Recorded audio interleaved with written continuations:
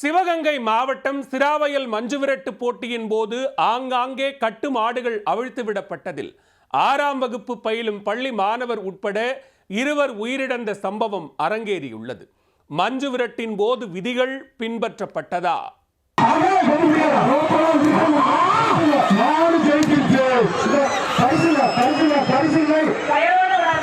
சிவகங்கை மாவட்டம் திருப்பத்தூர் வட்டம் சிராவயல் கிராமத்தில் பொங்கல் திருநாளை முன்னிட்டு புகழ்பெற்ற பாரம்பரிய மஞ்சுவிரட்டு விழா நடைபெற்றது. சிவகங்கை, புதுக்கோட்டை, ராமநாதபுரம் மாவட்டங்களின் பல்வேறு பகுதிகளில் இருந்து பதிவு செய்த 272 காளைகளும் 81 மாடுபிடி வீரர்களும் பங்கேற்றனர்.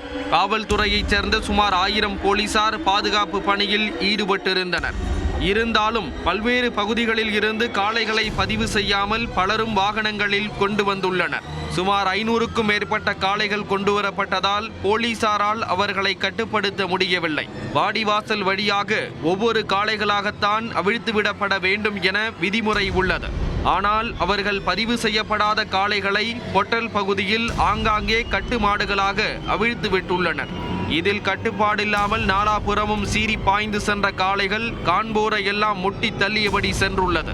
இந்த சம்பவத்தில் மஞ்சுவிரட்டை பார்க்க வந்திருந்த வளையப்பட்டி கிராமத்தைச் சேர்ந்த 6ஆம் வகுப்பு பயிலும் அரசு பள்ளி மாணவர் ராகுல் மாடு முட்டியதில் பரிதாபமாக பலியானார்.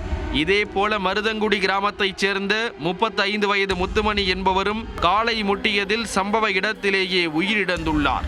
மேலும் இந்த மஞ்சுவிரட்டு நிகழ்வில் மாடுபிடி வீரர், பார்வையாளர்கள் என 40க்கும் மேற்பட்டோர் படுகாயமடைந்தனர்.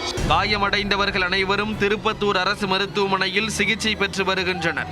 மஞ்சுவிரட்டு நிகழ்ச்சியில் 2 பேர் உயிரிழந்த சம்பவம் குறித்து நாச்சியாபுரம் காவல் நிலைய போலீசார் வழக்கு பதிவு செய்து விசாரணை மேற்கொண்டு வருகின்றனர்.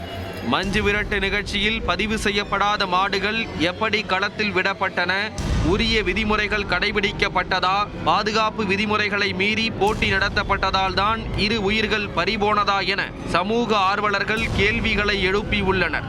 ஒவ்வொரு ஆண்டும் இது போன்று விதிமுறைகள் மீறப்படுவதாகவும் இதனால் பலரும் காயமடைவதுடன் உயிரை இழக்கும் சோக நிகழ்வுகள் அரங்கேறி வருகிறது. இதை போலீசார் கட்டுப்படுத்த வேண்டும் என அப்பகுதி மக்கள் கோரிக்கை விடுத்துள்ளனர்.